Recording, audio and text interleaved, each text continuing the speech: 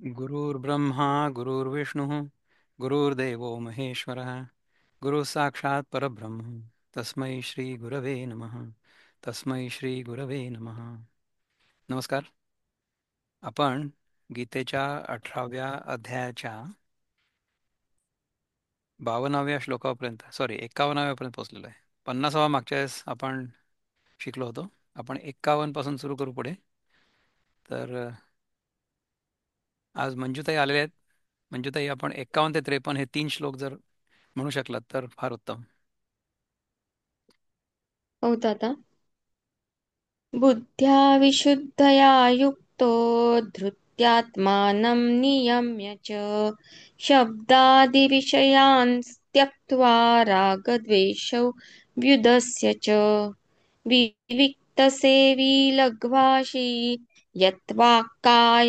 मानसः ज्ञानयोगपरो नित्यं वैराग्यं समुपाश्रितः अहङ्कारं बलं दर्पं कामं क्रोधं परिग्रहं विमुच्य निर्ममः शान्तो ब्रह्मभूयाय कल्पते.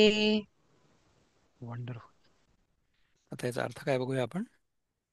अर्थ हा आहे की being purified by his intelligence and controlling the mind with determination, giving up the objects of sense gratification, being freed from attachment and hatred, one who lives in a secluded place, who eats little, who controls his body, mind, and power of speech, who is always in trance, and who is detached, free from false ego, false strength, false pride, lust, anger, and acceptance of material things, free from false proprietorship, and peaceful. Such a person is certainly elevated to the position of self realization. तर ब्रह्मज्ञान कुणाला होऊ शकतं त्याच्याबद्दल चर्चा सुरू आहे. तर अशा प्रकारच्या व्यक्तीच्या ज्या क्वालिटीज आहेत, कशा प्रकारची असेल ती व्यक्ती, तर त्याच्या अनेक प्रकारच्या गुणांचं वर्णन भगवान या 3 श्लोकांमध्ये करतात. की being purified by his intelligence, म्हणजे बुद्धीतून आपण स्वतःला शुद्ध केलेलं आहे. म्हणजे बुद्धी चांगली चालते, त्यामुळे ती बुद्धी आपल्या शुद्धीकरणासाठी आपली मदत करते. तर पहिले आपल्या ह्याच्यात तर आपण बुद्धी जर व्यवस्थित वापरली तर आहार शुद्धी करू, देहशुद्धी करू, चित्तशुद्धी होईल, या सगळ्या गोष्टी होतील, right. And controlling the mind with determination, आपल्या मनावर संपूर्ण नियंत्रण. Giving up the objects of sense gratification, विषयांपासून मुक्ती. विषयांपासून आपल्याला कायमचं सुख मिळू शकत नाही हे कळल्यामुळे वैराग्य निर्माण झालेलं आहे. Being freed from attachment and hatred, आपल्याला कोणाबद्दल खूप जास्त आसक्ती पण नाही आहे आणि कोणाबद्दल द्वेष पण नाही आहे. One who lives in a secluded place. Secluded place म्हणजे जंगलात जाऊन राहायची गरज नाही आहे, परंतु आपण आपल्या आतमध्ये राहावं नेहमी. म्हणजे गर्दीमध्ये जरी असला माणूस तरी सुद्धा ही जर जाणीव असली की सगळंच्या सगळं आपल्या आतमध्येच सुरू आहे. बाहेरची जी गर्दी दिसते ती बाहेर आहे, परंतु तिचा अनुभव मला माझ्या आत होतोय. तर माझ्या आतमध्ये मी एकटाच आहे, नेहमीच असतो. वन हू इट्स लिटल, म्हणजे खूप जास्त खात नाही. One who controls his body, शरीरावर नियंत्रण आहे, मनावर नियंत्रण आहे, आणि वाचेवर पण नियंत्रण आहे. की मी काय बोलीन काय नाही बोलणार हे माहिती पाहिजे. हु इज ऑलवेज इन ट्रान्स, म्हणजे स्वतः आत्मनियम आत्मना तुष्टा, स्वतःच्या जाणीवेमध्ये नेहमी आहे. बाहेर करतोय जगामध्ये काम, परंतु मी स्वतः कोण आहे कधीच विसरत नाही. हु इज डिटॅच्ड, जगाशी कुठल्याही प्रकारची आसक्ती नाही. Free from false ego. False ego म्हणजे अहंकार, म्हणजे मी मोहामुळे स्वतःला जे नाही आहे ते आहे असं समजतोय, ते मिथ्या आहे. तो नाही आहे माझ्याकडे. माझ्याकडे म्हणजे जी व्यक्ती अशी आहे त्याच्याकडे. फॉल्स स्ट्रेंग्थ, दर्प, चुकीचा आपल्या स्वतःबद्दलचा अहंकार, की माझ्याकडे एवढी शक्ती आहे तेवढी शक्ती आहे, मी हे करू शकतो ते करू शकतो, दर्प. फॉल्स प्राईड, अहंकार, लस्ट, अँगर म्हणजे कामना, क्रोध, आणि ॲक्सेप्टन्स ऑफ मटेरियल थिंग्स, म्हणजे मला भौतिक वस्तूंविषयी काही आकर्षण नाही. फ्री फ्रॉम फॉल्स प्रोप्रायटरशिप, की ह्या वस्तू माझ्या आहेत अशी भ्रामक कल्पना माझ्या मनात नाही आहे. आणि पीसफुल, शांत. सच ए पर्सन, असा जर मी असेल तर मी ब्रह्मज्ञानाला प्राप्त आहे. ब्रह्मज्ञानाला होण्यासाठी प्राप्त आहे. म्हणजे मी स्वतः जर स्वतःला खरं कोण आहे हे ओळखत नाहीये, आणि जे खरं नाहीये तेच मी खरं आहे असं मानलेलं आहे, म्हणजे मोहित आहे मी. तर हा जो भ्रम आहे हा जोपर्यंत दूर होत नाही, तोपर्यंत खरा मी कोण आहे हे मला कळणारच नाही. तर खरा मी कोण आहे हे जर मला कळायला हवं असेल, तर इतक्या सगळ्या गोष्टींचा त्याग होणं आवश्यक आहे. आता तुम्ही म्हणाल की मी समजा कमी खाल्लं तर मग मी कृश होऊन जाईन, आय बिकम व्हेरी वीक, मी बारीक होऊन जाईन. असं काही नाही आहे. आजच मी सकाळी एका 79 वर्षाच्या शीख व्यक्तीचा व्हिडिओ ऐकला. जे 79 पूर्ण आहे, 80 सुरू आहे. तर ती व्यक्ती प्राण्यांपासून आलेले कुठलेही पदार्थ खात नाही. म्हणजे दूध पण नाही घेत. मांस आणि अंडी तर सोडूनच द्या तुम्ही. No meat, no dairy and no eggs, no poultry, काहीच नाही. आणि गेले कित्येक वर्ष तसेच आहेत ते. त्यांनी सांगितलं की 600 वगैरे पुशअप्स ते मारू शकतात. दंड, 600 दंड आणि 1000 बैठका ह्या वयात सुद्धा. ते म्हणे की आत्ता एक 3-4 वर्षापूर्वी, ते असतील 76 वर्षाचे वगैरे, एका 20-21 वर्षाच्या मुलाला त्यांनी पंजा लढवला आणि त्याला हरवलं. ते स्वतः मॅरेथॉन धावू शकतात. त्यांचा एक फिटनेस स्टुडिओ आहे. विराट कोहलीनी त्यांचा इंटरव्ह्यू घेतला होता म्हणा, किंवा त्यांना प्रमोट केलं होतं, किंवा त्याच्या एक्स हँडलवर म्हणा, किंवा कुठल्या तरी हँडलवर या माणसाबद्दल सांगितलं.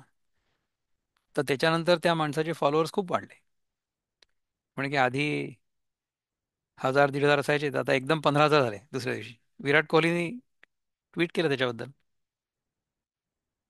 तर आपण जर आहारशुद्धी केली आणि देहशुद्धी केली, तर अशा प्रकारचं स्वास्थ्य आपल्याला लाभू शकतं.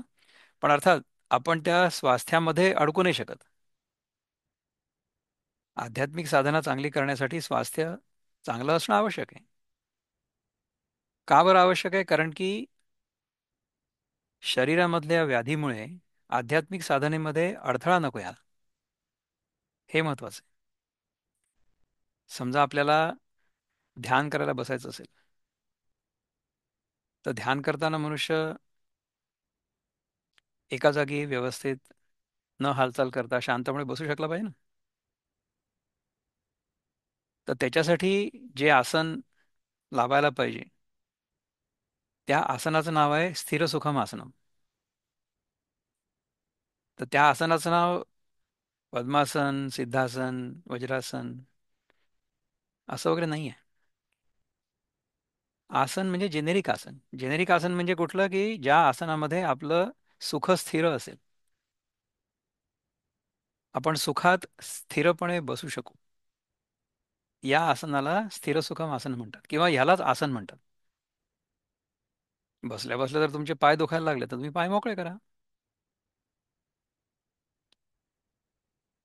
शरीर जर स्थिर असलं, तर आपण संथपणे, शांतपणे श्वासोच्छवासावर लक्ष देऊ शकतो. आणि त्याच्यावर ध्यान केंद्रित करून आपण पुष्कळ वेळ मन शांत ठेवू शकतो. पतंजली मुनी आपल्याला ज्या गोष्टी सांगतात त्याच्यामध्ये यम, नियम, आसन, मग प्राणायाम, त्यानंतर मग प्रत्याहार, धारणा, ध्यान, समाधी, हे 8 अंग सांगतात आपल्याला. तर जर आपल्याला सुखात स्थिरपणे बसताच नसेल येत, तर आपण प्राणायाम काय करणार, ध्यान काय करणार, धारणा काय करणार, काहीच नाही करू शकत. तर त्याच्यासाठी स्वास्थ्य चांगलं असणं आवश्यक आहे. शरीर माध्यम खलु धर्म साधन. आध्यात्मिक साधनेसाठी सुद्धा शरीर स्वस्थ असणं आवश्यक आहे, कारण की त्याच्याकडे आपलं सारखं सारखं लक्ष नको जायला. नाही तर काय की आता आहार शुद्धीचा प्रयोग मी चालू कसा केला होता तुम्हाला माहिती आहे ना? की मला आमचे बंधू उल्हास कशाळकर, उल्हास दादा म्हणाले की तुम्ही माझ्या मागे येऊन तानपुरा वाजवा. आणि मला तासभर धड बसता पण नाही आला, माझे पाय खूप दुखायला लागले. आणि ते स्वतः दुपारी 4 वाजता जे बसले होते मांडी घालून, ते रात्री 8 वाजता उठले. इतकी त्यांची मान पक्की होती असं म्हणतात, किंवा आसन पक्क होतं. आसन सिद्ध झालेलं आहे. एखादं आसन समजा आपण कुठलीही हालचाल न करता साधारण 24 मिनिट टिकवू शकलो, तर त्याला म्हणतात की आसन ते सिद्ध झालं. 24 मिनिट म्हणजे एक घटिका आहे असं मला आठवत आहे ऐकल्याचं. म्हणजे एका दिवसाचे 60 भाग. तर 24 मिनिट समजा आपण एखाद्या आसनामध्ये स्वस्थ बसू शकलो कुठल्याही प्रकारची हालचाल न करता, तर ते आसन सिद्ध झालं असं आपण समजू शकतो. आणि असं आसन आपल्या सगळ्यांना अगदी सहजपणे करता येण्यासारखं आहे. एक आसन असं आहे की जे कोणालाही कधीही 24 मिनिट तर सहज करता येऊ शकतं. तुम्हाला माहिती आहे ना कुठलं आसन आहे ते? ते आपलं सगळ्यात आवडतं आसन आहे. त्याला म्हणतात शवासन. तर समजा तुम्हाला दुसऱ्या कुठल्या आसनामध्ये बसून ध्यान करता येत नसेल, तर शवासनात करा. शवासनामध्ये ध्यान करण्याची सवय जर केली आपण करू शकतो. पण त्यात समस्या ही आहे की शवासन करता करता झोप लागू शकते, लागते सुद्धा. कधी कधी तर मलाच लागते. आपण योगासनं केल्यानंतर शवासन करतो, तर शवासन करता करता एकदा तसं झालं होतं की मी 45 मिनिट शवासन केलं. म्हणजे काय, झोप लागली. असं आसन, असा प्राणायाम, अशी धारणा, असं ध्यान नाही करायचं आपल्याला. ध्यान म्हणजे कसं आहे की आपण जागृत अवस्थेत आहोत. आपण झोपत नाही आहे, परंतु तरीसुद्धा अगदी स्थिर आहोत, अगदी शांत आहोत. अशा प्रकारच्या आसनात समजा आपण बसू शकलो, ध्यान करू शकलो, तर त्या स्थिरतेमध्ये आपल्याला आपल्या स्वतःच्या स्वरूपाची जाणीव होऊ शकते. स्वतःच्या स्वरूपाचा बोध होऊ शकतो. असं पतंजली मुनी सुद्धा सांगतात की तुमचं जेव्हा शरीर स्थिर होईल, मन स्थिर होईल, चित्तामध्ये वृत्ती उठणार नाहीत, तेव्हा तुम्हाला तुमच्या स्वतःच्या स्वरूपाचं दर्शन होईल. का नाही होणार? परंतु त्याच्यासाठी जी शिस्त पाहिजे आपल्या जीवनामध्ये, की मला ज्या गोष्टींची गरज नाही आहे त्या गोष्टी मी करणारच नाही. आपलं असं होतं की आपण नको त्या गोष्टी करायला बघतो. तर नको त्या गोष्टी जर करायला गेलो, तर मग आपली सगळी ऊर्जा त्याच्यामध्येच खर्च होईल. मग काही कळणार नाही आपल्याला काय करायचं पुढे. है ना? विनोबा काय म्हणतात?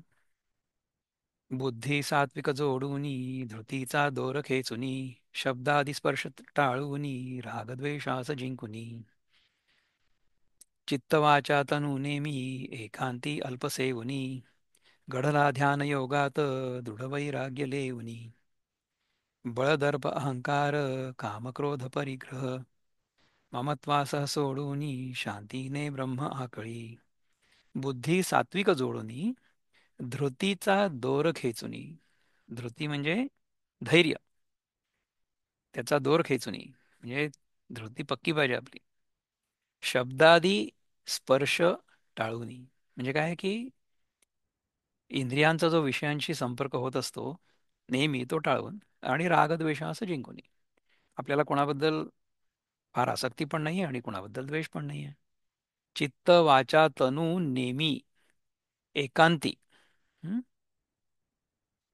चित्त वाचा आणि तनू ह्या तिन्हींना आपण आटोक्यात ठेवतो. नेमी म्हणजे टू कंट्रोल. एकांती, एकांती राहून अल्पसेवनी म्हणजे खूप जास्त जेवत नाही.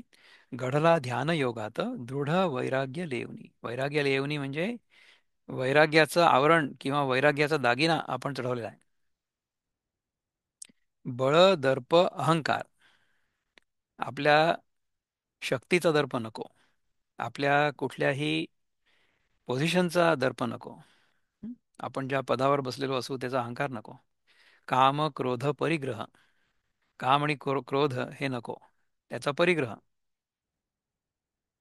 ममत्वासह सोडोनी, याच्याबद्दल कुठल्याही गोष्टीबद्दल ममत्व म्हणजे ही गोष्ट माझी आहे आणि त्याच्याबद्दल ओनरशिपची भावना, हं? की ही माझी आहे वस्तू, ती सोडून शांतीने ब्रह्माकडे, असं जर झालं तर आपण शांतपणे ब्रह्माचा बोध घेऊ शकतो किंवा आपल्याला ब्रह्माचा बोध होऊ शकतो. मुक्तछंदामध्ये काय म्हणतात?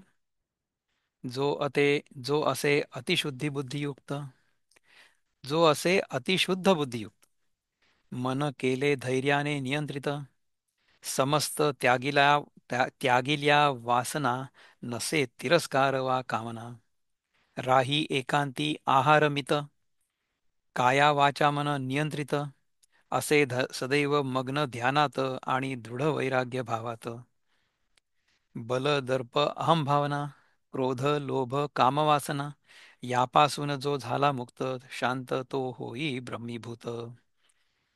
कोण होऊ शकतो ब्रह्मीभूत? त्याच्याबद्दल त्याचं वर्णन सुरू आहे. असे केली बुद्धी अतिशुद्ध जानी, तसेची मना ठेविले नियमुनी, दिल्या वासना सर्व सोडून इही, नसे राग द्वेषासी थारामनीही, करी अल्प आहार एकांत वास, नियंत्री शरीरा मना बोलण्यास, असे मग्न ध्यानात तो एक चित्त, व वैराग्य तेही तयाच्या मनात,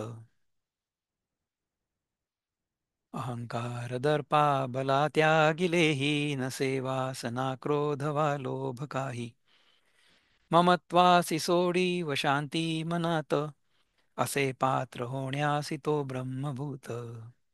आपल्या मनामध्ये वासना, काम, क्रोध, लोभ या सगळ्या गोष्टी नाही आहेत. असं जर असेल तरच आपण ब्रह्मभूत होऊ शकतो. म्हणजे ब्रह्माचं भूत नाही, आपण स्वतः ब्रह्मस्वरूप आहोत हे आपल्याला कळेल.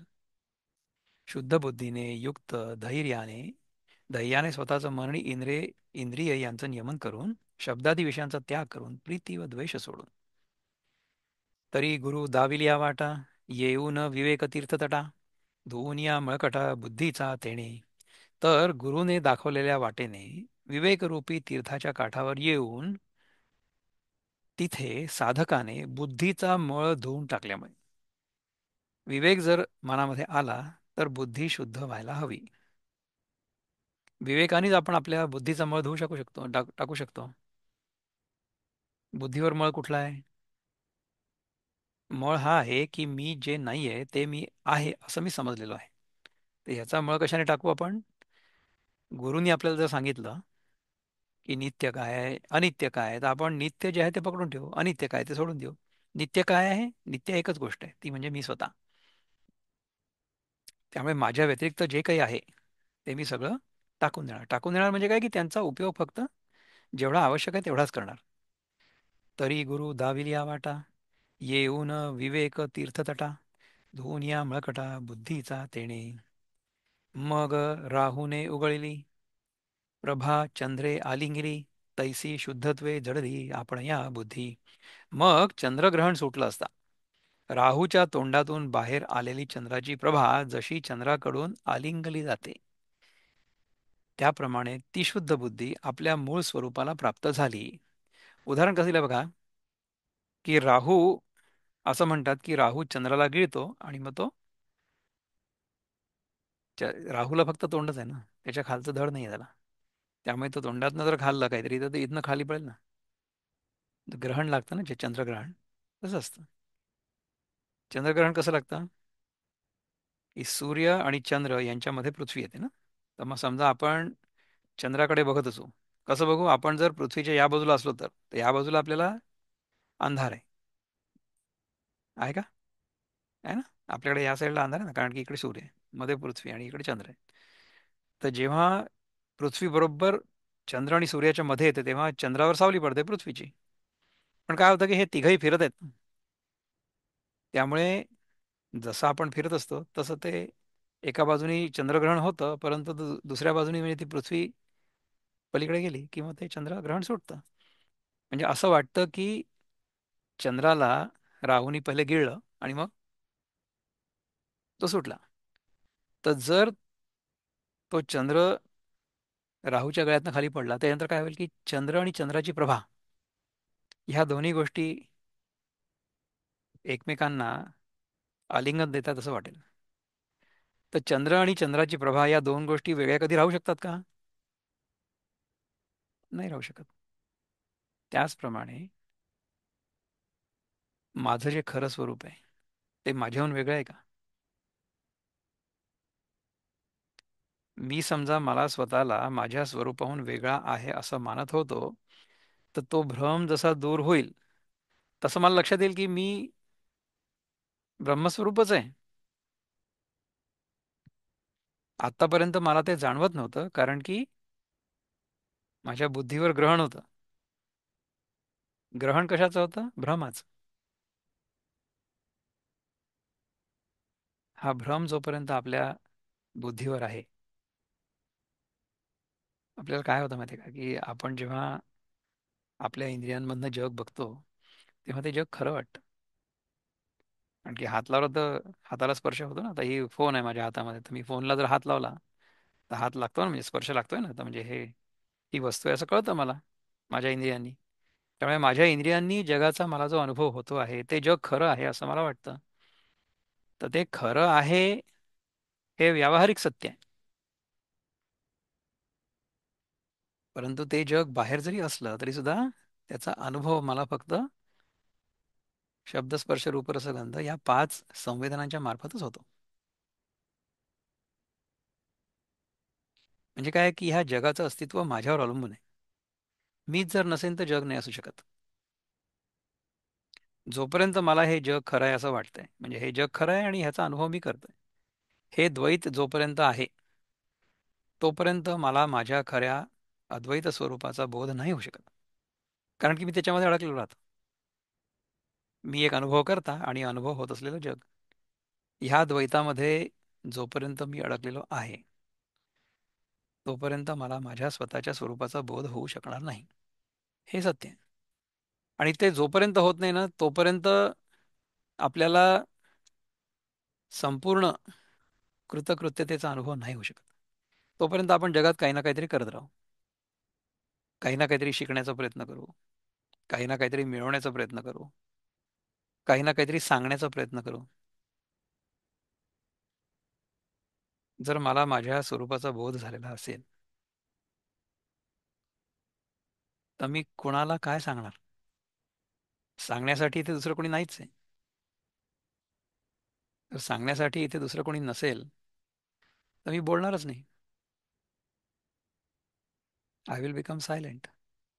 तर जर माझ्या मनामध्ये खूप अशी अर्ज किंवा खाज म्हणतो आपण होत असेल की आपण कोणातरी फोन करावा आणि कोणातरी बोलावं, कोणाला काहीतरी सांगावं, तर ह्याचा अर्थ हा आहे की आपल्याला जगापासून अजूनपर्यंत वैराग्य आलेलं नाही. ते येण्यासाठी आपल्याला जगासोबत संपर्क फक्त आणि फक्त जेवढा आवश्यक आहे तेवढाच करायला पाहिजे. So we have to interact with the world only to the extent it is absolutely necessary. जीवन मरणाचा प्रश्न जर नसेल तर जगासोबत इंटरॅक्शनची गरज नाही आहे. आपल्याला आपल्या आतमध्येच शांतपणे राहायचं. आणि जर मन शांत राहत नसेल किंवा राहू शकत नसेल, ठेवणं कठीण असेल, मग नामजप करा. जो आपल्याला मंत्र आवडतो तो मंत्र मनात ठेवा, किंवा मग तुम्हाला स्वतःच्या स्वरूपाचा बोध होईल अशा प्रकारचं साहित्य वाचा किंवा अशा प्रकारचं प्रवचन ऐका. तर मला जेव्हा जेव्हा वेळ मिळतो, म्हणजे जेव्हा जेव्हा मी ज्याच्यात डोकं चालवावं लागणार नाही अशा प्रकारची कामं करतो, म्हणजे स्वच्छता करतोय म्हणा किंवा दाढी करतोय म्हणा किंवा कधी गाडी चालवतोय म्हणा. म्हणजे अर्थात गाडी चालवत असताना आपलं लक्ष असतं रस्त्यावर, परंतु तेव्हा आपल्याला जर अशा प्रकारचं काही ऐकता आलं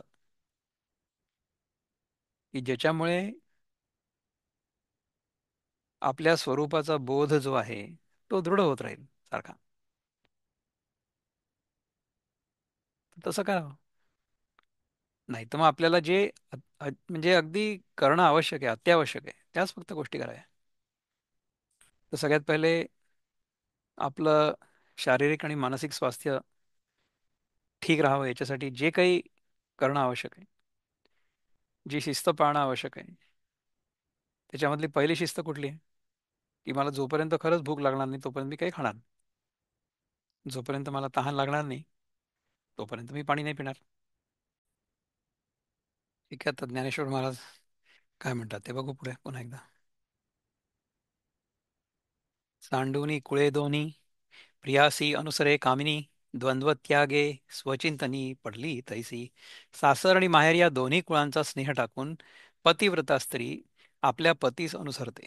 त्याचप्रमाणे द्वंद्वाचा त्याग करून बुद्धी केवळ आत्मचिंतनात रत झाली. एखादी मुलगी माहेरून सासरी जाते तेव्हा माहेर आणि सासर यांच्यावर ती स्वतःच्या पतीला ठेवते आणि त्याची सेवा करते. त्याप्रमाणे बुद्धी सगळ्या प्रकारच्या द्वंद्वाला आणि द्वैताला त्यागून आत्मचिंतनात रत होते. मी कोण आहे याच्या चिंतनात नेहमी राहते. आणि ज्ञान ऐसे जिव्हार नेवो नेवो निरंतर इंद्रिये केले थोर शब्दाधिकजे. आणि आत्मज्ञानासारख्या जिव्हाळ्याच्या वस्तूला दूर ठेवून ज्या शब्दाधिक विषयांचे स्तोम माजवले. हे काय की स्वतःच्या स्वरूपाचा बोध होण्यासाठी आपण जे काही करायला हवं होतं आणि त्याच्या चिंतनात नेहमी राहायला हवं होतं त्याच्याऐवजी आपण भलत्याच गोष्टींचा विचार करतो. ते रश्मिजाळ काढलया मृगजळ जायलया तैसे वृत्तिरोधे तया पाचाही केले. ते इंद्रियांचे पाच विषय ज्याप्रमाणे सूर्याच्या किरणांचे समुदाय दूर केले असता मृगजळ नाहीसे होते, त्याप्रमाणे इंद्रियांचा निग्रह करून त्या साधकाने शब्दाधिक पंच विषयांचा निराश केला. तर ज्याप्रमाणे मृगजळ एका विशिष्ट परिस्थितीमध्येच फक्त अनुभवायला येतं. ती परिस्थिती समजा गेली तर ते मृगजळ नाहीच होतं. दुपारी ऊन तापलेलं असतानाच फक्त आपल्याला ते मृगजळ दिसेल ना. अंधार झाल्यावर कुठे मृगजळ दिसेल? तेव्हा नाही दिसणार. तर त्याचप्रमाणे आपला विषयांशी संपर्क जर कमी झाला तर आपल्याला स्वतःच्या स्वरूपाचा बोध होऊ शकतो. म्हणजे समोरचा जो भ्रम आहे तो नाहीसा होऊ शकतो. जर आपल्याला हे कळलं की हे जग आहे असं वाटतं पण हे सारखं बदलत असतं, हे अनित्य आहे, हे नित्य नाही आहे. नित्य काय आहे? नित्य मी आहे. जर त्या नित्य वस्तूवर माझं लक्ष नेहमी केंद्रित असलं तर विषयांबद्दलची आसक्ती कमी होईल. आणि विषयांबद्दलची आसक्ती जर कमी झाली तर स्वतःच्या स्वरूपाचा बोध होईल. इट वर्क्स आयदर वे. नेणता अधमाची अन्ना खादरिया की जे वमना तैसी वोकविली सवासना इंद्रिये विषयी. न समजून नीच पुरुषाचं अन्न खाल्लं असता जसं ते ओकून टाकावं त्याप्रमाणे इंद्रियांकडून वासनांसह विषयांचा त्याग करविला.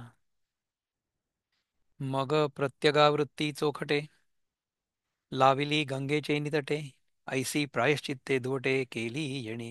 मग विषयांपासून परत फिरवलेली इंद्रिये आत्माकार वृत्तीरूपी पवित्र गंगेच्या तीराला आणून ठेवली. ह्याप्रमाणे साधकाने शुद्धिकारक प्रायश्चित्ते केली. जे विषयांपासून निवृत्त झालो आणि स्वतःच्या स्वरूपामध्ये स्थित झालो. जे विषय सगळे टाकून दिले आणि आत्मज्ञानरूप गंगेच्या तटावर येऊन आता आपण बसलेलो आहोत. किती सुंदर सुंदर उदाहरणं दिली. पाठी सात्विके धीरे तेणे शोधारली तिये करणे मग मनेसी योगधारणे मिळविली. नंतर साधकाने ती शुद्ध केलेली इंद्रिये मनासह सात्विक धैर्याच्या जोरावर योगधारणेला लावली. म्हणजे इंद्रिय तर आपल्याला मिळालेली आहेत परंतु त्याचा काय उपयोग करायचा? चांगला उपयोग करण्यासाठी मग आपण ती इंद्रिय सगळी आपल्या योग साधनेसाठी लावू. देवीची प्राचीने इष्टानिष्टे भोगेसी येऊनी भेटे तेथ देखील याही वोकटे द्वेषू न करी. त्याचप्रमाणे प्रारब्धाच्या योगाने इष्टानिष्ट भोगाची प्राप्ती झाली असता त्यावेळी वाईटाचा अनुभव जरी आला तरी द्वेष करत नाही. ठीक आहे, आला अनुभव, ते आपलंच कर्म होतं, ते आपल्याला या रूपाने फेडायला मिळतंय. ठीक आहे, चांगली गोष्ट आहे. वाईट अनुभव आला आला आणि गेला, त्यामुळे तो काही द्वेष करत नाही. ना गोमटेची विपाये ते आणुनी पुढा सोये तया लागी न होये साभी लाशू. अथवा कदाचित त्या प्रारब्धाने अनुकूल विषय पुढे आणून ठेवला, तर त्या विषयाचा तो आपल्या मनात अभिलाष धरत नाही. म्हणजे आपल्या प्रारब्धानुसार आपल्याला समजा सुख भोगायला मिळालं, तर त्या सुखामध्ये आपण अडकत नाही. ठीक आहे, आलं आलं, नाही आलं नाही आलं. यापरी इष्टानिष्टी रागद्वेष किरीटी त्यजुनी किरी कपाटी निकुंजी वसे. याप्रमाणे इष्ट विषयाच्या ठिकाणी प्रीती आणि अनिष्ट विषयांच्या ठिकाणी द्वेष सोडून देऊन अर्जुना डोंगराच्या गुहेत दाट वेली आणि झाडे असलेल्या गुहेत राहतो. कोण? हा जो ब्रह्मज्ञानी आहे तो, किंवा ज्याला ब्रह्मज्ञान किंवा स्वतःच्या ब्रह्मस्वरूपाचा बोध झालेला आहे तो, त्याच्या गुणांचं वर्णन सुरू आहे. है ना? विविक्त सेवी लघ्वाशी यत वाक्काय मानस, यत वाक्काय मानस, यत वाक्काय मानस, हे काया, वाक आणि मन. ध्यानयोगो ध्यानयोगपरो नित्यं वैराग्यं समुपाश्रितः. एकांत सेवन करणारा मिताहारी वाणी, शरीर आणि मन यांचं नियमन केलेला, ध्यानयोगपर नित्य वैराग्याचा आश्रय केलेला, गजबजा सांडिलिया वसवी वनस्थळिया अंगाची याची मांदिया एकलेया. जिथे गजबज नाही अशा वनातील जागेत तो राहतो. एकट्या फक्त शरीरावयवांच्या समुदायासह राहतो. शरीराचे अवयव हेच त्याचे सोबती असतात, इतर काही सोबती नाही आहे त्याला. है ना? शमदमादिकी खेळ न बोलण्याची चावळे, गुरुवाक्याचे नि मेळे नेणे वेळू. तो साधक शमदमांनी खेळतो. म्हणजे काय की तो नेहमी शमदमाचा अभ्यास करतो. शम म्हणजे मन शांत ठेवणं, आणि दम म्हणजे इंद्रियांचं दमन करणं. म्हणजे इंद्रियांचा वापर अनावश्यक गोष्टींसाठी करायचाच नाही, त्याला म्हणतात दमन. न बोलणेच बोलतो, आणि गुरुवाक्यांच्या विचारात वेळ किती गेला हे जाणत नाही. म्हणजे गुरुनी आपल्याला जे काही सांगितलं असेल त्याच्यावर तो सारखं चिंतन आणि मनन करतो, आणि उगीचच्या उगीच कोणाशी काही बोलत नाही.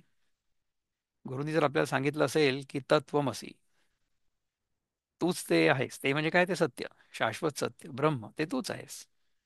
तर त्याच्याच चिंतनात नेहमी राहतो, आणि इतर गोष्टींमध्ये उगीचच्या उगीच नाक खुपसत नाही, बोलण्याचा प्रयत्न करत नाही, आणि ज्या गोष्टी शिकायची गरज नाही त्या गोष्टी शिकायचाही प्रयत्न करत नाही. आणि अंगा बळ यावे, ना तरी क्षुधा जावे, का जिभीचे पुरवावे मनोरथ. आणि शरीरात शक्ती यावी, अथवा भूक नाहीशी व्हावी, अथवा जिभेच्या इच्छा पुरवाव्यात, याच्यामध्ये तो अडकतच नाही. भोजन करिता विखी यया तिही ते न लेखी, आहारी मिती संतोषी माप न सुये. भोजनाकरता या तिन्ही गोष्टी तो लक्षात घेत नाही. तो थोडक्या आहारात संतोषी असतो, माप घालत नाही. म्हणजे काय की फार खात नाही. अशनाचे निपावके हारपता प्राणुपोखे, इतुकियाची भागू मोटके अशन करी. जठराग्नीच्या भडक्याने नाहीसा होणारा जो प्राण, तो खाण्याने जीव धरून राहील, इतक्याच बेताने थोडंसं अन्न तो सेवन करतो. म्हणजे काय की समजा आपण अजिबात जर नाही खाल्लं, तर आपल्या शरीरातला जो प्राण आहे तो प्राण नाहीसा होईल, किंवा तो कमकुवत होईल. It will become weak. आपली प्राणशक्ती कमकुवत होऊ नये एवढ्या पुरतं जेवढं त्याच्यामध्ये इंधन घालणं आवश्यक आहे तेवढंच फक्त इंधन आपण त्यात घालू. लक्षात आलं? जर आपण त्याच्यापेक्षा जास्त अन्न सेवन केलं तर काय होईल? आपल्याला ते अन्न फेकून द्यावं लागेल. आपल्याला आपल्या आवश्यकतेपेक्षा जास्त अन्न जर आपण चुकूनही घेतलं, तर ते आपल्यासाठी हानिकारक आहे. काही नाही तर वजनच तर वाढेल. तुम्ही कधी बघितलंय का की इतर कुठल्या प्राण्यांचं वजन वाढलेलं, किंवा इतर कोणी जे नैसर्गिक अवस्थेमध्ये राहणारे प्राणी आहेत ते ओबीज आहेत असं कधी दिसलंय? कधीच नाही. ओबेसिटी ही फक्त मनुष्यामध्ये आहे, आणि मनुष्यामुळे मग मनुष्याच्या इथे जे पाळीव प्राणी आहेत त्यांच्यामध्ये पण आहे. कारण की काय आहे की गरज नसताना आपण अन्न ग्रहण केलं, ओबेसिटी वाढली. तर जेवढी गरज आहे तेवढं तुम्ही खा, जेवढी भूक असेल तेवढं खा. भूक लागली की खा, भूक लागली की खाच, भूक लागली की खाच. You should eat when you are hungry, you must eat when you are hungry. Otherwise काय होईल की तो जो जठराग्नी आहे, भूक लागली म्हणजे काय की जठराग्नी प्रदीप्त झालाय. तर त्याच्यामध्ये जर आहुती नाही टाकली तर मग तो शरीरच खाईल ना आपलं. So if you fast then the body will go into autophagy. तर जर आपल्याला वजन कमी करायचं असेल तर ऑटोफेजी आवश्यक आहे. परंतु जर वजन कमी करायचं नसेल, जर तुम्ही नॉर्मल असाल, तर तुम्हाला भूक लागल्यानंतर तुम्ही खायलाच पाहिजे. आयुर्वेद म्हणतो की भूक लागेपर्यंत तुम्ही जेवू नका, परंतु भूक लागल्यानंतर तुम्ही उपवास पण नका करू. तर आपण भूक लागायची वाटच नाही बघत, त्याच्या आधीच खाऊन टाकतो. मग वजन वाढतं. मग काय करायचं? मला खूप कंटाळा आला होता, मला खूप बोर झालं होतं, म्हणून मी खाऊन टाकलं. काय सांगणार मी तुम्हाला का? भगवंत आपल्याला, आपण जर निसर्गाचे नियम नाही पाळले तर मदत नाही करू शकत. नुसती प्रार्थना करून वजन कमी नाही होणार. निसर्गाचे नियम पाळल्याशिवाय तुम्हाला काही गत्यंतरच नाही. आणि परपुरुषे कामिली, कुळवधू अंगण घाली, निद्रालस्या न मोकली आसन तैसे. आणि परपुरुषाने इच्छा केली असता, जशी कुलवान पतिव्रता स्त्री आपलं शरीर त्याच्या स्वाधीन करत नाही, त्याप्रमाणे तो साधक आपला आहार, निद्रा, आळस यांच्याकडे धाडत नाही. साधक जर निद्रा आणि यांच्याकडे, आळस यांच्याकडे जर जात असेल तर याचा अर्थ आपण नक्की समजावं त्याचा आहार जास्ती आहे. जर आहार जास्ती नसेल तर मग निद्रा आणि आळस नाही होणार. हे आळस आणि झोप याचा आहार करत नाही. दंडवताचेनी प्रसंगे भुई हन अंग लागे, वाचुनी येर निघे राभस्य तेथ. देवाला साष्टांग नमस्कार करण्याच्या वेळी काय ते अंग जमिनीला लागतं, म्हणजे काय तेव्हाच काय तो अंगाला जमिनीचा स्पर्श होतो. याशिवाय जमिनीवर अविचाराने लोळत पडत नाही. देह निर्वाहापुरते राहटवी हातापायाते, किंबहुना आपयते सबाह्य केले. देहाचा निर्वाह होण्यापुरती हातापायांची हालचाल करीत असतो.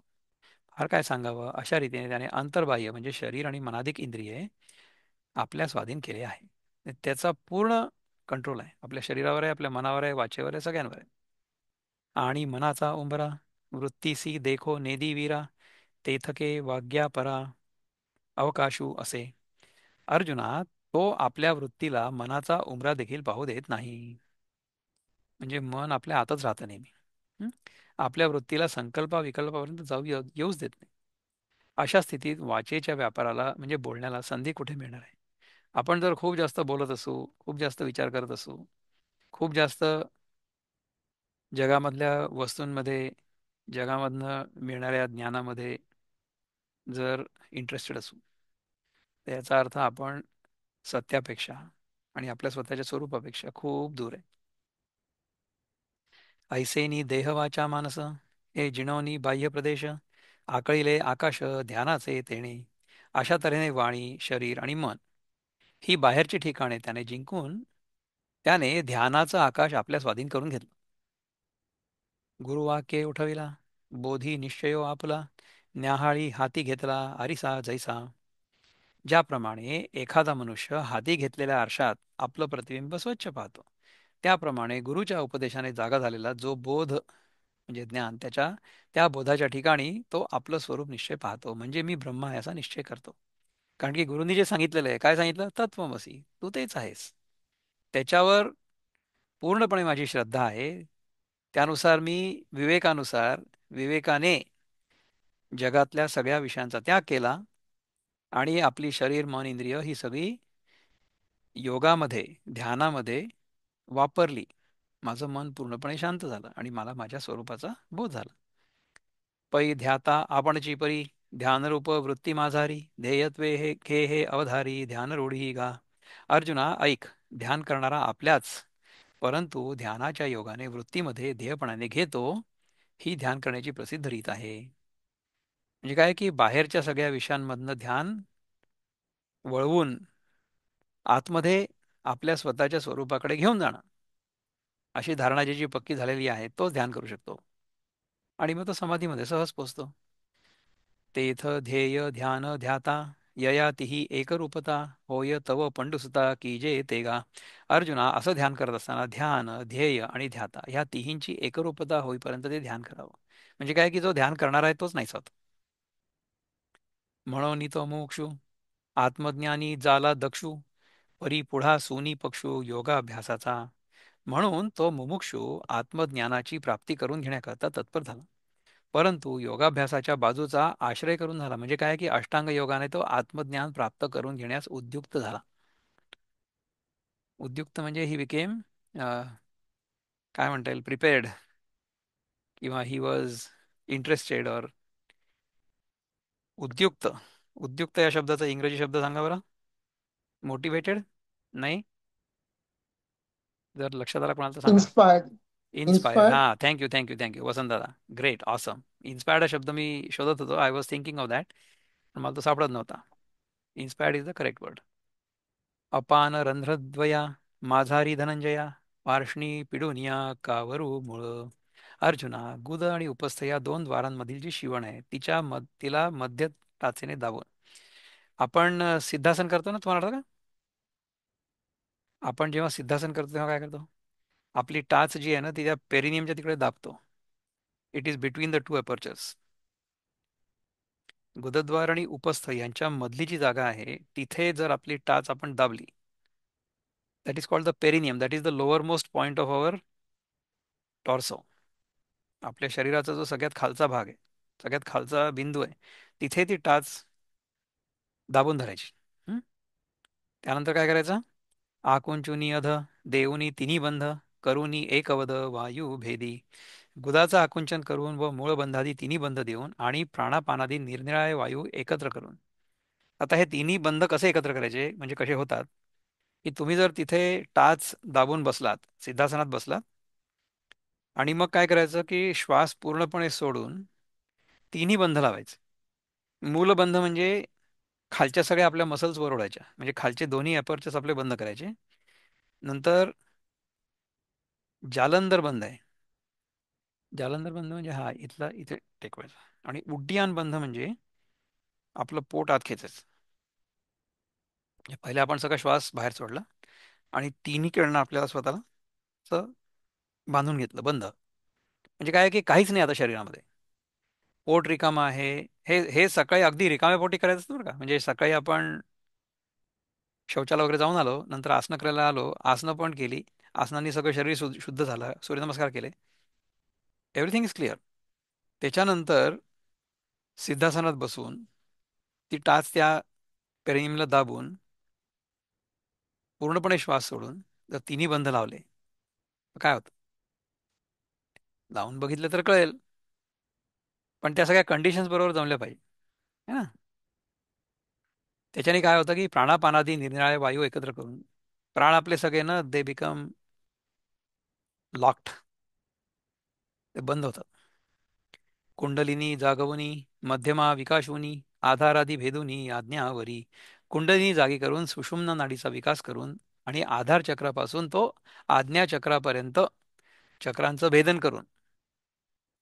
कसं होतं बघा की हे चक्र जे आहेत ना, these are energy centres in our body.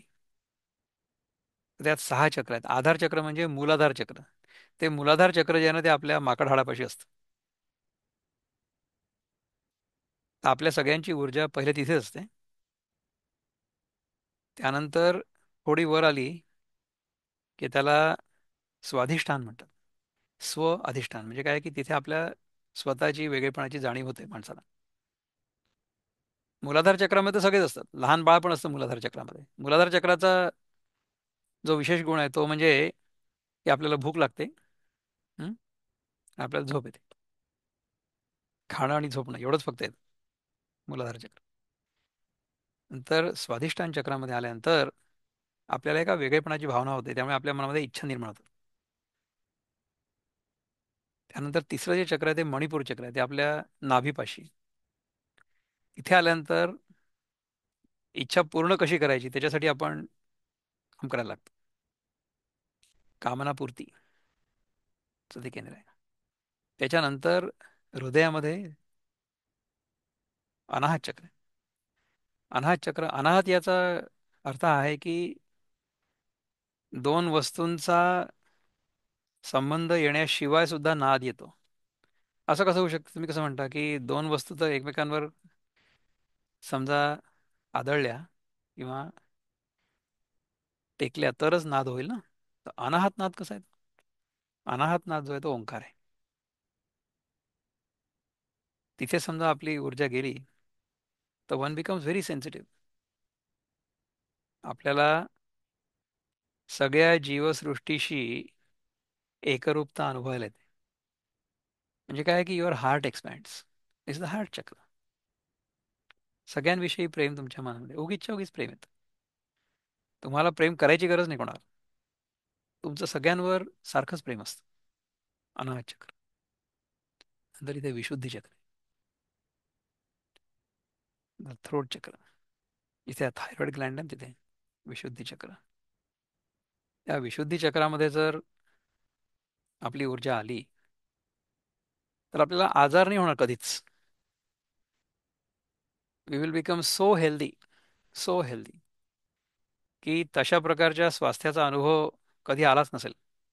इथपर्यंत जर ऊर्जा आली तर no disease of any kind. Absolutely. Totally.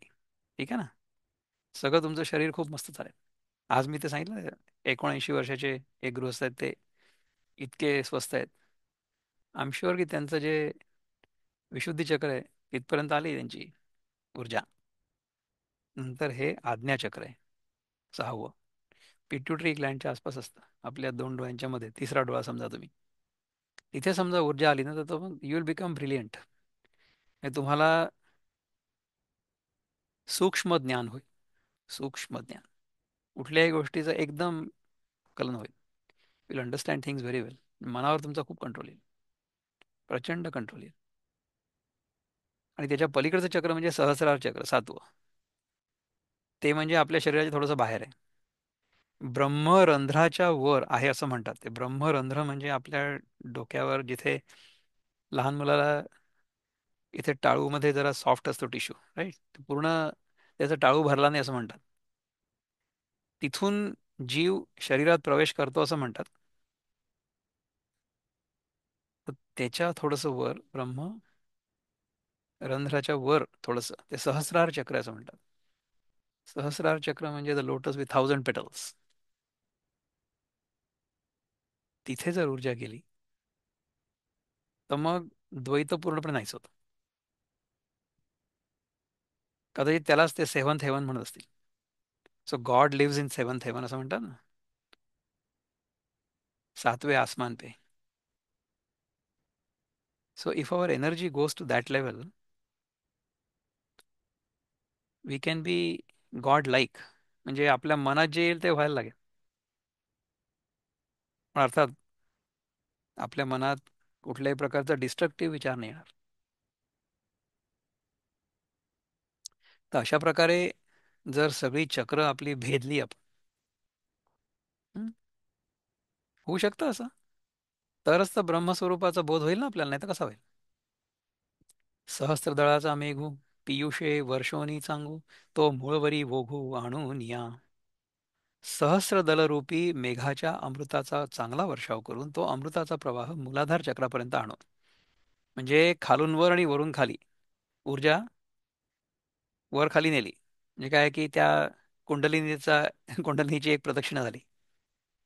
हं? नाचत या पुण्यगिरी चित भैरवाच्या खापरी मनपवनाची खीचपुरी वाढून या. आज्ञाचक्ररूपी पर्वतावर नाचत असलेल्या चैतन्यरूपी भैरवाच्या भिक्षापात्रात मन आणि प्राण यांची ऐक्यरूपी खिचडी वाढून. आता हे जे मराठी आहे, आपल्याला काय कळलं? काही कळलं नाही. आज्ञाचक्ररूपी पर्वतावर नाचत असलेल्या चैतन्यरूपी भैरवाच्या भिक्षापात्रात मन आणि प्राण यांची ऐक्यरूपी खिचडी वाढून. म्हणजे काय झालं की आपली ऊर्जा जी आहे ना ती या आज्ञाचक्रापर्यंत गेली. तर तिथे भैरवाचं नृत्य सुरू आहे. तिथे जे शिवाचं नृत्य सुरू आहे त्याला प्राण आणि मन, हं, ह्यांची ऐक्यरूपी खिचडी वाढून. त्याला नैवेद्य कशाचा दाखवला? आपले मन आणि आपले प्राण हे त्याच्यामध्ये विसर्जित केले. त्या ऊर्जेमध्ये. हा शंकराचा तिसरा डोळा येत मध्ये म्हणतात ना, शंकराचा तिसरा डोळा आज्ञाचक्र. तिसरा डोळा म्हणजे काय, तो उघडल्यानंतर कामदेव खाक होतो वगैरे अशी आपण गोष्ट ऐकली ना, आठवत मला. एकदा कामदेव जो होता तो शंकराकडे गेला आणि नाचायला लागला शंकराचं मन विचलित करण्यासाठी. तर शंकरांनी मग तिसरा डोळा उघडला, मग तो कामदेव जो होता तो जागच्या जागी भस्म झाला. अशा प्रकारची कथा आपण लहानपणी ऐकली होती. याचा ऍक्च्युअल अर्थ काय माहिती आहे? याचा अर्थ हा आहे की जर आपली सदसद विवेक बुद्धी जागृत झाली तर आपल्या मनामधल्या कामना गळून पडतील किंवा जळून जातील. हाच याचा अर्थ आहे. तिसरा डोळा म्हणजे असा नसतं. आमचे स्वामीजी आम्हाला सांगतात की माझं डोकं म्हणे नेहमीच वाकडं चालतं. तर मला नेहमी मनात हा प्रश्न यायचा की ह्या शंकराला जर तीन डोळे असतील तर याच्यासाठी जर आपल्याला चष्मा बनवायचा असेल तर चष्मा बनवायचा कसा?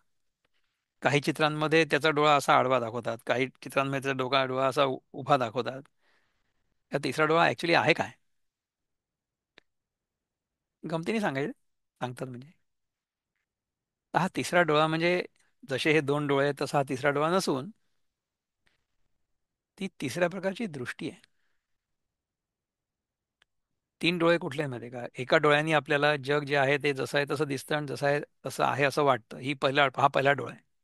त्याला म्हणतात पशुदृष्टी. दुसरा डोळा म्हणजे धर्माची दृष्टी आहे, की माझ्यासमोर जी दिसते ती स्त्री ही भोग्य वस्तू नसून ती माझी बहीण आहे, आई आहे, मुलगी आहे. ही जी दृष्टी आहे ही धर्माची दृष्टी आहे. पहिल्या दृष्टीने जर बघितलं तर मला फक्त ती एक स्त्री दिसेल. दुसऱ्या दृष्टीने बघितलं तर ती मला आई दिसेल, बहीण दिसेल, मुलगी दिसेल, असं आहे. आणि तिसरी दृष्टी ही आहे की जे मला दिसतंय ते माझ्यापेक्षा वेगळं नाहीच आहे. स्त्रीवर मी प्रेमात पडू शकतो, परंतु तिसरा डोळा जर उघडलेला असेल तर सगळ्यांवर माझं प्रेम असेल आणि त्या प्रेमात मी वर येईन, खाली नाही पडणार. नाही. तर अशा प्रकारचे तीन डोळे जर आपल्याला उघडलेले असले तर काय, तर आपल्याला आपल्या खऱ्या स्वरूपाचा बोध झालेला आहे असं समजायचं. जालिया योगाचा गाढा, मेळावा सोनी हा पुढा, ध्यान मागिली कडा स्वयंभू, मागिली कडा स्वयंभ केले. हं? योगाभ्यास चांगला दृढ झाल्यावर मग हा वर सांगितलेला म्हणजे तीन बंधांचा समुदाय पुढे करून मागल्या बाजूस ब्रह्मस्वरूपाचे ध्यान सिद्ध केले. जर हे तीन बंध व्यवस्थित लागले तर तेवढ्या वेळापुरतं आपल्या शरीरामध्ये कुठल्याही प्रकारची हालचाल होत नसल्यामुळे त्या क्षणापुरतं आपल्याला आपल्या ब्रह्मस्वरूपाचा बोध होऊ शकतो. आपल्याला होतो का आपण जेव्हा करतो तेव्हा? मला तर बिलकुल होत नाही. तुम्हाला होत असेल तर मला माहित नाही. तेवढी शुद्धी जर झाली तर जरूर व्हायला पाहिजे. आणि ध्यान योग दोन्ही ये आत्मतत्वज्ञानी बैठा हो आवया निर्विघ्नी आधीची तेणे. आणि ध्यान आणि योग हे दोन्ही निर्विघ्नपणे आत्मज्ञानाच्या ठिकाणी प्राप्त होण्याकरता त्याने अगोदरच काय केलं? वैराग्यासारखा मित्र जोडून ठेवला. वितरागते सारिका जोडून ठेवला सखा, तो आघव्याची भूमिका सवे चाले. वैराग्यासारखा मित्र जोडून ठेवला आणि तो आरंभापासून ते ब्रह्मप्राप्तीपर्यंत सर्व भूमिकेवर त्याच्यासोबत चालतो. वैराग्य मॅन्डेटरी आहे. वैराग्य नसेल तर आपल्याला ब्रह्मस्वरूपाचा बोध होऊ शकत नाही. पहावे दिसे तव वरी, दिठी ते न संडी दीप जरी, तरी के आहे अवसरी देखावया. पहावयाची वस्तू दिसेपर्यंत जर दिव्याने डोळ्यांना सोडलं नाही तर ती वस्तू दिसायला वेळ कुठे लागेल? मला तुम्ही सांगा की समजा आपण एखादी गोष्ट शोधायला म्हणून आपल्या हातामध्ये दिवा घेऊन आणि चाललोय, तर ती गोष्ट सापडेपर्यंत तो दिवा हातात पाहिजे ना. नाही तर मग तो दिवा जर पहिलेच विझला तर मग आपण जी गोष्ट शोधायचा प्रयत्न करतोय ती गोष्ट आपल्याला सापडणारच नाही. आपण कुठली गोष्ट शोधायचा प्रयत्न करताय? आपण स्वतःच्या स्वरूपाचा बोध घेण्याचा, स्वतःचं स्वरूप काय आहे हे शोधण्याचा प्रयत्न करतोय. तर हे शोधण्यासाठी दिवा कुठला आहे? अरे हा गीतेचाच दिवा आहे, ज्ञानेश्वरीचा दिवा आहे. ज्ञानेश्वरी हाच दिवा आहे. आपण जर ज्ञानेश्वरीचा उपयोग दिव्यासारखा केला तर आपल्याला काय दिसेल? आपल्याला स्वतःचं स्वरूप दिसेल. स्वतःचं स्वरूप काय आहे हे कळेल, याचा बोध होईल. म्हणजे जसं मला हा फोन दिसतो आपल्या हातामध्ये, तसं माझ्या स्वरूपात माझं स्वरूप मला दिसणार नाहीये. मी स्वतःच ब्रह्मस्वरूप आहे, असा मला बोध होईल. हं? तैसे मोक्षी प्रवर्तलया वृत्ती ब्रह्मी जायलया तव वैराग्य आथी तया भंगू कैचा. ह्याप्रमाणे मोक्षाच्या ठिकाणी प्रवृत्त झालेल्या पुरुषाची वृत्ती ब्रह्माच्या ठिकाणी लयाला जाईपर्यंत त्याच्याबरोबर वैराग्य आहे. त्याला नाश कसला? वैराग्य जर शेवटपर्यंत टिकला आपल्याला, तर मग आपल्याला ब्रह्मस्वरूपाचा बोध झाल्याशिवाय राहणार नाही. म्हणून सवैराग्यू ज्ञानाभ्यास होतो सभाग्यू करुणी जाला योग्यो आत्मलाभा. म्हणून तो भाग्यवान पुरुष वैराग्यासह ज्ञानाभ्यास करून आत्मप्राप्तीला योग्य झाला. ऐसी वैराग्याची अंगी बाणुनिया वज्रांगी राजयोग तुरंगी आरूढला. याप्रमाणे वैराग्याचं चिलखत अंगात नीटनेटकं घालून राजयोग रूपी घोड्यावर स्वार झाला. अशा प्रकारे समजा वैराग्याचं चिलखत आपल्या अंगावर असलं आणि आपण राजयोग रूपी घोड्यावर स्वार झालो, तर आपण कोणाशी हारू शकू का? नाही हारणार. आपण जिंकूच आपली लढाई. आपली लढाई कशाशी आहे? आपली लढाई आहे आपल्या अज्ञानाशी.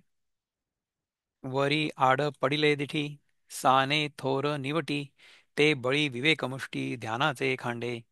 शिवाय जे दृश्य दृष्टीस पडेल त्यातील लहान मोठा वगैरे भेद नाहीसा करणारी ध्यानरूपी तीक्ष्ण तलवार विवेकरूपी मुठीत धारण केली. म्हणजे कुठली तलवार आहे आपल्या हातात? आपल्या हातात दृश्य लहान मोठं वगैरे ह्या सगळ्या भेदांचं पूर्णपणे निर्दालन करणारी, म्हणजे द्वैत पूर्णपणे नष्ट करणारी धारदार तलवार आपल्या हातामध्ये आहे. आणि ती आपण कशा धारण धारण केली आहे? विवेकरूपी मुठीत. आपली मुठ जी आहे ती विवेकरूपी आहे. ऐसेनी संसार रणा आतू अंधारी सूर्य तैसा असे जातू मोक्ष विजय श्रीये वरैतू होवावया लागी. अंधारात सूर्य जसा बेडर जातो, तसा तो साधक मोक्ष विजय रूपी लक्ष्मीला वरणारा भरता होण्याकरता संसाररूपी समरांगणात निर्भयपणे जातो. आता हे साधं मराठी सुद्धा कळायला किती कठीण आहे पहा. अंधारात सूर्य जसा बेडर जातो. सूर्य अंधारात समजा गेला तर त्याला काही भीती वाटेल का? अजिबात नाही, कारण की जिथे तो जाईल तिथून अंधार आपोआप नाहीसा होईल. तसा तो साधक मोक्ष विजयरूपी लक्ष्मीला वरणारा भरता, हा जो साधक आहे तो घोड्यावर स्वार झालेला आहे. कुठल्या? हं? आपण बघितलं होतं ना, राजयोग रूपी घोड्यावर स्वार झालेला आहे. अंगावर त्यांनी वैराग्याचं चिलखत घातलेलं आहे. तलवार कुठली आहे? तलवार ध्यानाची आहे. आणि मूठ कशाची आहे? विवेकाची. तर अशा प्रकारच्या तयारीने जो योद्धा कुठे जातोय? जसा सूर्य अंधारात जातो आणि अजिबात भीत नाही, तसा हा योद्धा मोक्ष विजयरूपी लक्ष्मीला वरणारा भरता होण्याकरता, म्हणजे ती मोक्ष विजयाची जी लक्ष्मी आहे ती आता मला वरणार आहे, म्हणजे काय की मला मोक्ष मिळणार आहे. त्याच्याकरता संसाररूपी समरांगणात म्हणजे ह्या जगात निर्भयपणे जातो.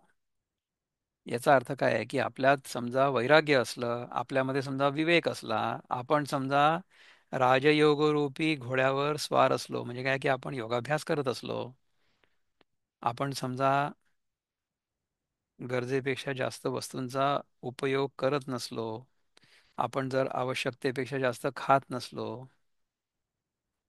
आपण जर सर्वांप्रती प्रेमाचा व्यवहार करत असलो,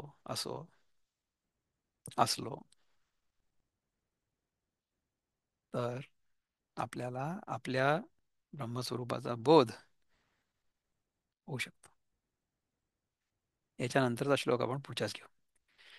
ओम पूर्णमद पूर्णमिदं पूर्णात् पूर्णमुदच्यते पूर्णस्य पूर्णमादाय पूर्णमेवावशिष्यते. ओम शांती शांती शांती. हरि ओम श्री गुरुभ्यो नमः. हरिः ओम. नमस्कार.